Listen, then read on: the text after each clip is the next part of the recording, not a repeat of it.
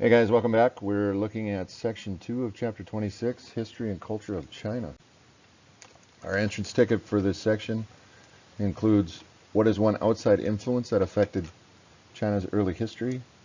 How did China's economy under Mao differ from China's economy since his death? And what is the major problem with China's population? And how are they addressing that problem? Essential question 1. What are the 4 main dynasties of China and what was the major accomplishment of each? China's early civilizations was one of the most advanced in the world, with the magnetic compass, gunpowder, paper, printing, and silk. Their civilization is over 4,000 years old, and understanding this long history is central to understanding China and its people. For much of its history, China was ruled by dynasties. And if we remember from our terms, dynasty is a series of rulers from the same family line. Over time, many dynasties rose and fell in China. And between periods of dynasty, chaos would ensue where outside invaders would take control. The Shang dynasty is the first recorded Chinese dynasty, and they developed China's first writing system, a calendar, and the use of chopsticks. They were also skilled bronze craftsmen, as we can see from the pictures. The Zhou dynasty is the longest lasting Chinese dynasty. They expanded China but eventually declined into a period of disorder. They were influenced by the new teachings of Confucianism and Taoism, and we've talked about Confucius, and they began using iron tools and metal plows. The Qin dynasty was the first unified Chinese empire. They had a standardized money and writing system. They built much of what is known as the Great Wall, and they're also known for the terracotta soldiers.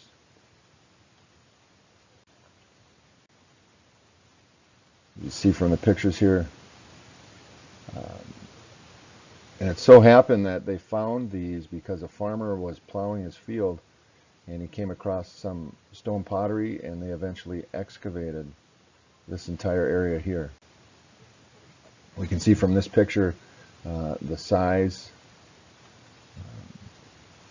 of the burial site. So we should be familiar with this concept.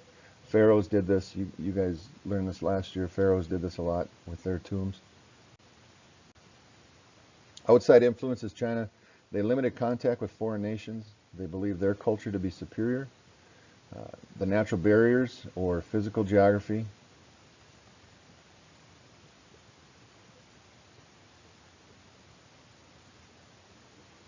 Kept a lot of other places out. European powers eventually forced China to open their borders to trade in the 1800s. Essential question 2. How did revolution and civil war lead to a communist government in China? Revolution in 1911, the last emperors were forced out and a republic was formed. 2 groups emerged, Chiang Kai-shek and Mao Zedong. Shek led the Chinese nationalists and Mao led communist China. They fought a civil war which ended in 1949 with the communist group winning. They founded the People's Republic of China. The nationalists fled to Taiwan, and they founded the Republic of China. Communism under Mao, he became the new head of government. Women gained rights, but other changes did not improve life. So limited freedoms and imprisoned those who spoke out against the government. Modern history, Communist China since Mao. He died in 1976. New leaders have worked to modernize China. Some private business is allowed, along with some foreign investments. People and culture. 1.3 billion people live in China, but they are not evenly spread out. Only 10% of the population lives in the western half of the country. We've talked about the impact of physical geography, and here it comes up again.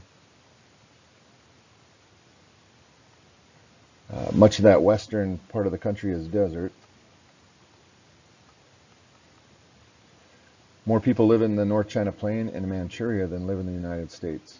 Ethnic groups and languages. 92% of the population identifies with Han descent, and many Han speak Mandarin, which is China's official language. Essential question 3. What are 2 ancient traditions that have shaped the Chinese and their culture? They have a strong religion, values, and belief system, and 2 main components of that is Taoism and Confucianism. Tao stresses simple living in harmony with nature, and Confucianism stresses the importance of family, moral values, and respect for elders. Remember, Confucius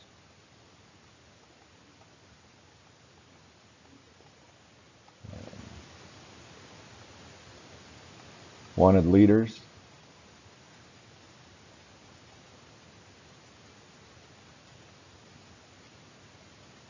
who helped out the citizens. Arts and culture, rich artistic tradition, the silk, wood, and porcelain. The artwork often includes calligraphy or decorative writing, and they're also known for poetry and architecture, specifically the pagodas.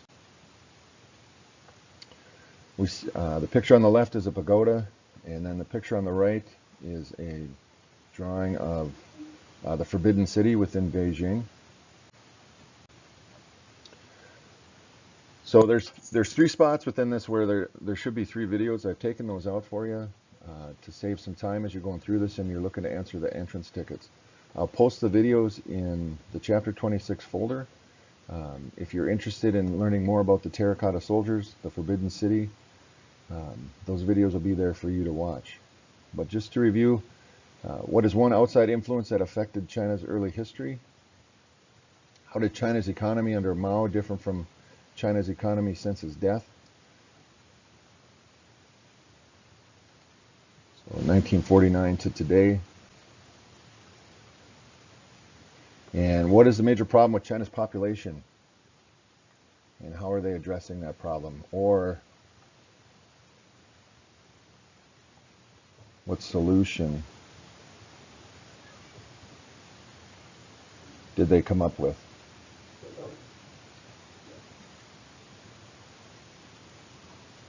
And I would even think about, is it working? Thanks a lot. We'll see you in class.